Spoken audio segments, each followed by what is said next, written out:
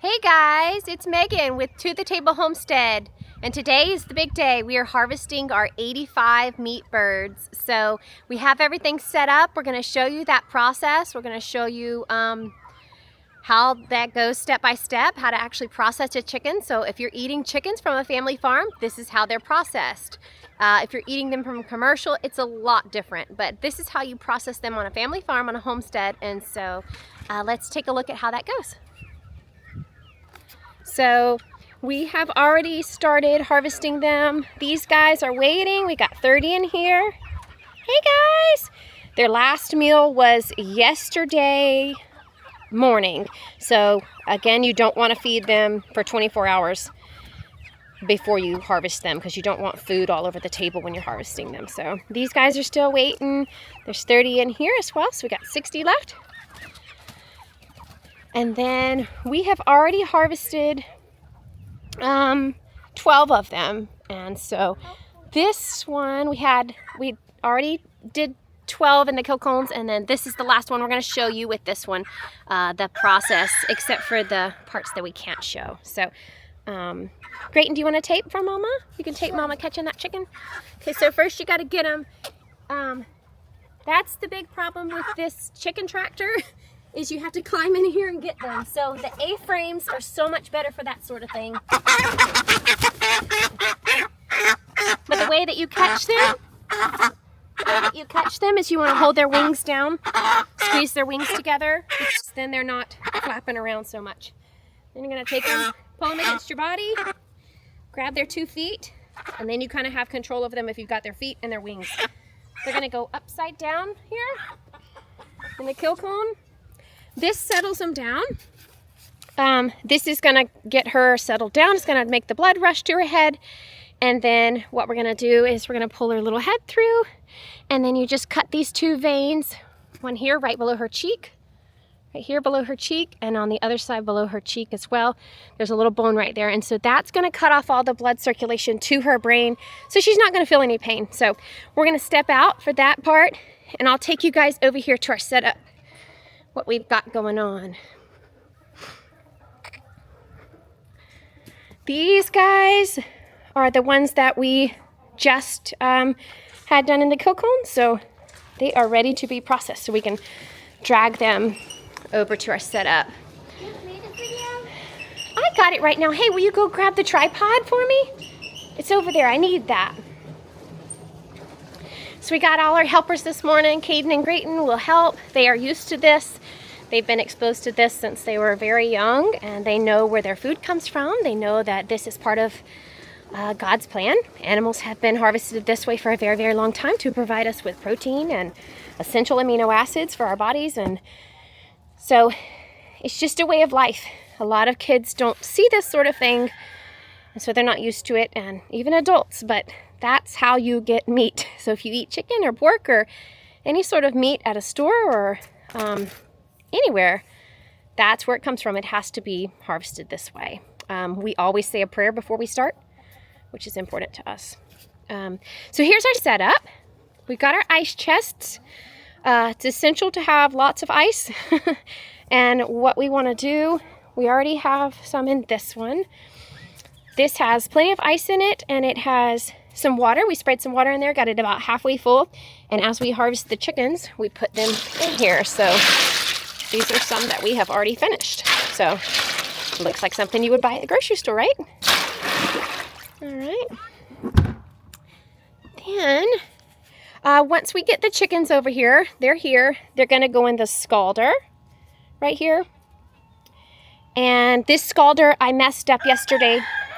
I told you guys 180 degrees. Well, it's actually 145 for this day. Tomorrow, when we bag them, we will turn the heat up to 180 degrees so that the shrink wrap will shrink around their bodies when we bag them. But right now, when you're processing them and you're getting their feathers loosened up and their skin loosened up, it's 145. And so what we do is I'm going to open this up. You can see all the feathers already in there from earlier. And then take these chickens. We'll put 2 in at a time. We'll get 2 in at a time, And then you take the pitchfork and you're just going to move them around in that 145-degree hot water. What that's going to do is loosen up their feathers, and it's going to help their feathers come off easier when we put them in the plucker. So we'll do that for about a minute, and then we'll dunk them in the water here, and then we'll put them in the plucker, which is an essential thing for having a homestead if you're processing a lot of chickens, because plucking chicken feathers off of the chicken one by one is a very, very long process. So what the plucker does is it takes that down to about 20 seconds for 2 chickens is all it takes. I'm going to set you guys up on the tripod so we can, yeah, let you guys see this whole process in motion. I'll walk around this way.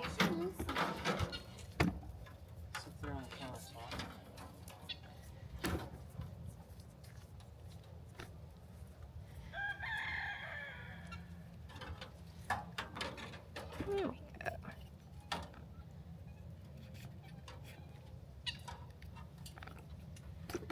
So Caleb has been moving them up and down in that for about a minute. So what you do to check them is you pull on their wing feathers, and if those come out, then they are loosened up enough. Then you dunk them in that cold water to stop that heat process, and then they'll go in the plucker. So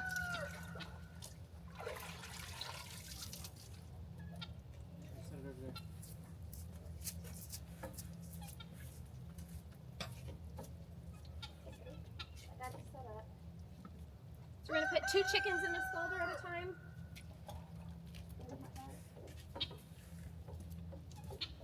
And then essential are these heat gloves. Make sure to wear one on at least one hand.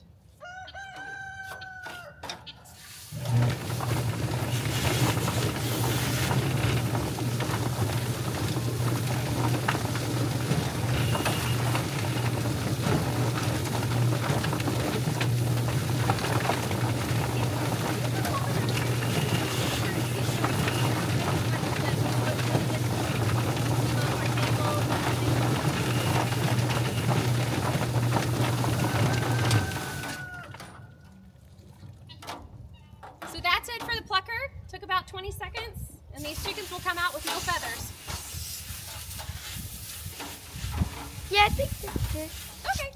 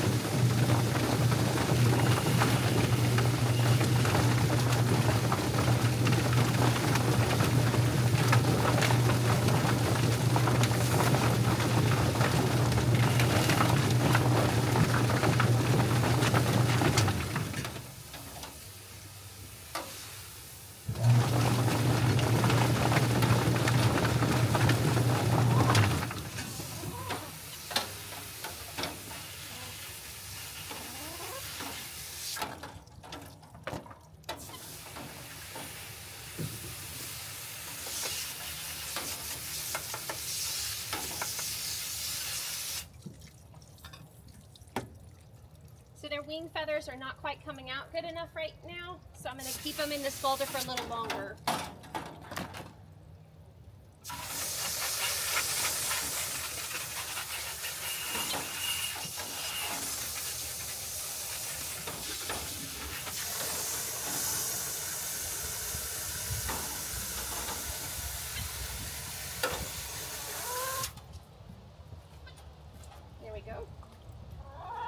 Another other thing you can check instead of the wing feathers is the skin on the foot. If that's starting to come off, that's a good sign that they're ready.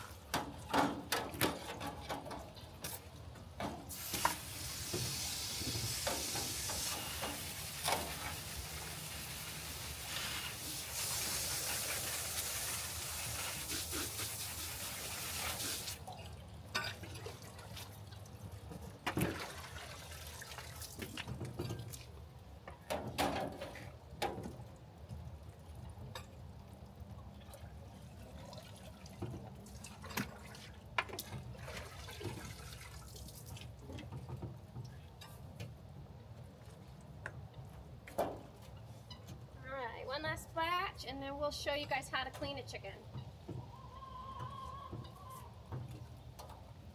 How to get them look like you bought them from the store.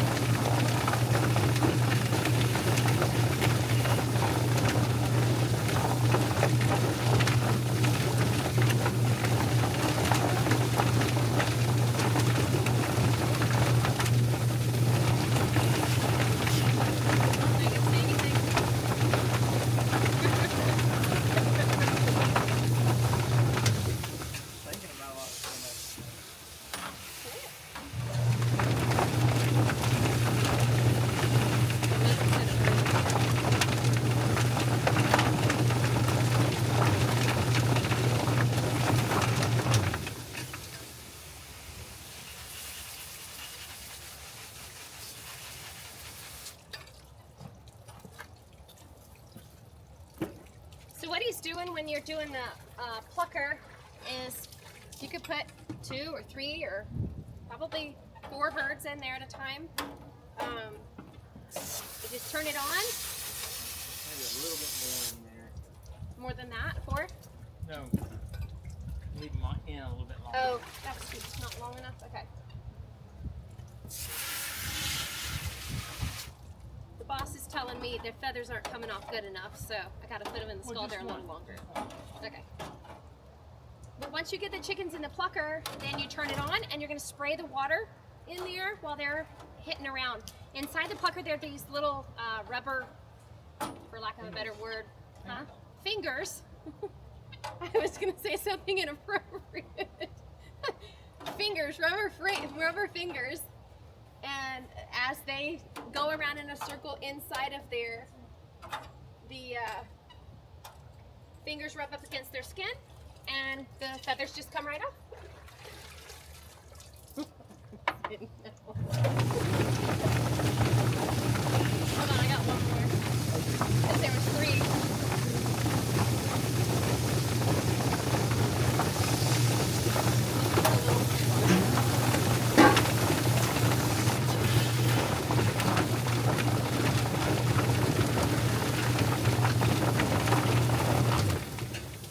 All right, here's the fun part. Turning them into food. Turning them into chicken that we can put in the oven and bake. So, sharp knife, most important part about harvesting any animal. What you're gonna do first is take the feet off. You'll cut between these 2 knuckles, the leg bone. You're used to seeing that, this chicken leg and a foot. There's a little spot right between those bones where they come together. We're gonna cut the skin and the ligaments and cartilage that attaches them. We'll keep the feet. I use the feet and the necks to make bone broth. It's the best, most nourishing bone broth that you can get. It's great gold color, very gelatinous. When you put it in the fridge, it turns into like a jello, which is showing you that it has lots of gelatin in it, which is the collagen in there. That's the good part. So we're just cutting these feet right off with the bone. Stay in between those 2 bones because you don't want to be sawing that bone with your knife. It'll dull your knife. But right between those 2 bones where the leg and the foot meet, there's skin and cartilage, just like us.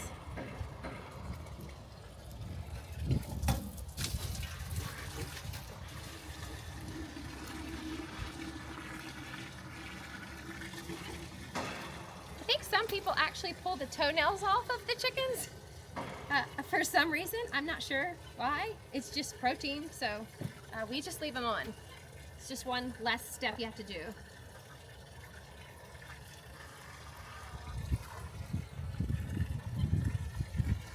Okay, we got the feet off. The next thing we're going to do is, if the head didn't already fall off, we're going to cut them off. There, so the next part that I like to do is flip them over. And right on their tail here, they have a little oil gland. That oil gland can make your meat and the fat drippings from the chicken taste nasty. It has a sour taste to it. So you want to get that oil gland out of there. I'll show you 2 ways. So what we've been doing is you just take and cut right at the top of the tail. Peel it up. And you just cut that oil gland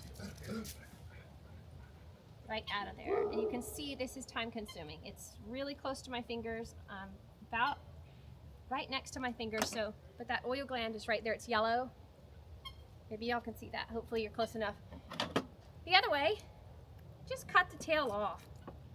So I've been doing that today. I was like, you know, I put my chickens in a chicken cooker and the tail actually makes them off balance. It makes them tilt in the chicken cooker. So thought, there's not that much fat on the tail or skin on the tail that I have to have it. This is so much quicker just to pull that tail right off.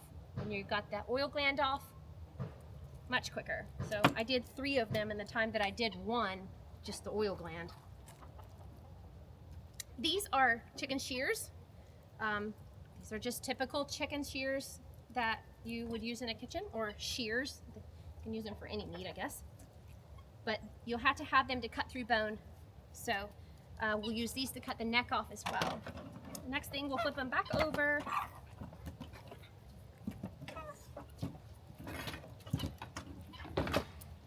And we will take out their crop. Their crop is where their food goes before it goes to their gizzard. So right here on the front of their breastbone on the right side is where their crop is at. You just cut into this neck skin right above that right breast and expose it. And it's just a piece of it's like a flap. It's like a little container, like a balloon almost. So that's it. That's what it is. That's what holds their food. So you just pull that off of that right breast and attach it from the right breast and then cut it off here. That's in our gut bucket below. Then I'm going to cut that skin around that neck with my knife so I can use the shears to cut the bone. I'm going to pull this esophagus out because I don't want that in my food. I guess it would be fine. But I cut the neck off right at the bottom, and this will go in with my chicken feet to make bone broth. So it goes on ice here. Okay.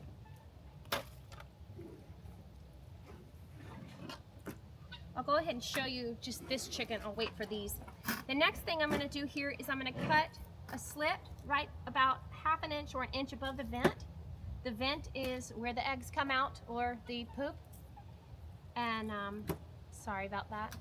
About 1 inch above there. You're going to pull that skin away because their intestines are right underneath that skin and fat. So pull that skin away so you're not cutting into that, and then just go very slowly, slow slits, and you'll see you'll cut through the skin, cut through the fat, and then it will create an opening there.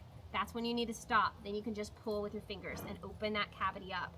That will expose you to the insides. Take the hand. You're just going to rub around in there. You'll feel the gizzard, you'll feel the intestines, you'll feel the heart, you'll feel the liver. And you just take and grab as much as you can easily and pull out. You can take your hand and kind of pull it away, the fascia away from the bones. So all that just comes straight out. Then what typically stays in there are the lungs. They're on the back side of the backbone. So you just kind of have to scrape with your fingers and feel for that. But that's empty in there. And now we've got this. So what you want to do is you take and cut down. Hopefully y'all can see that. Cut down. Well, that one popped off, but you cut down along this side. I'll show you that on a different one. Along this side and then up along the tail, and that cuts that whole part out. So you have just removed all of the insides. Gizzards we do not eat. It's just kind of a hassle. You have to take the grit out of there. This is where the grit's at. This is the muscle where the grit is inside of. Their food comes from the crop into the gizzard with the grit, and that muscle, it will, I guess, move just like a muscle does, and it crushes their food up using that grit. So some people eat these. It's muscle, you can eat them. It's kind of small and time consuming, and I don't have the patience or time to do that. So these become dog food. The dogs love them raw. The other thing you'll get from these insides is the heart. It's this. These here. You typically give those to the dogs as well. And the liver. Here's the liver. The only thing to note about the liver is it is attached to the gallbladder, which has bile in it, which is, you don't want that all over your chicken, so you're going to be very careful pinching that liver off. We have accidentally poked or hit the gallbladder, and it sprays bile all over the table. It's nice blue-green color. So this is trash, and here's actually the lungs came off with that liver. And we keep the liver. I put those in chilies or other things. Some people will cook them just like that. Many ways to cook liver. Then I'm going to make a slit right in this skin here so I can put the legs in there, and it makes it package a lot better.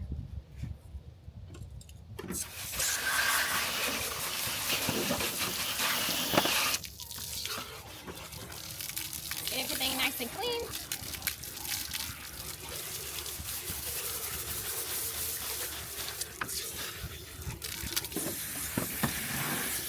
And then the feet go right in here.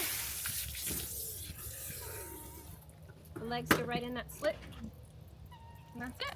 Put them in ice chest. Alright. I'll talk through one more and then you guys can just watch. So I'm taking the crop out. I'm cutting right here at the bottom of the neck on the right side of the chicken. That opens that skin up so I can get in and get that crop. It's like a little balloon that holds their food. It is empty. That's why we do not want to feed them before we harvest them. Last meal was 24 hours ago, so it is empty, which is what you want. You don't want food all over the table. It's already messy enough. Then I'll cut this skin around the neck so that I can use the shears to cut the neck off easily.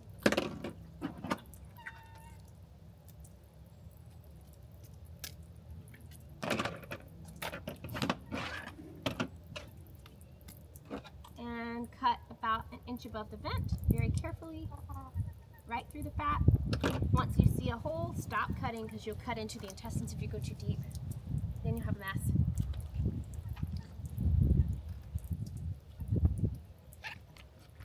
I'm just scraping my hand around the sides to release all of those organs from the bone. Okay, here's what I was trying to show you before that I couldn't. This whole thing is attached right here at the bottom. So you're gonna cut on the side, go down all the way to the bone, tailbone, and then cut on the other side all the way down to the tailbone and up under. And then that whole part is unattached. I'm gonna get back in there to get the lungs out because they typically don't come out with the rest of the organs. Sometimes they will, but that's it. And then make sure that esophagus piece is out as well. Sometimes it can get stuck too. I guess it would technically be fine if you cook the lungs and the esophagus piece. It's just protein, it's not gonna hurt you. But some people may not like that.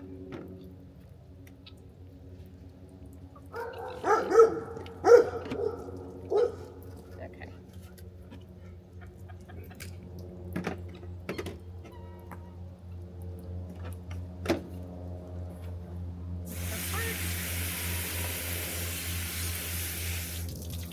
Let's just put the hearts in there for the dog. I don't know why I have a habit of doing it.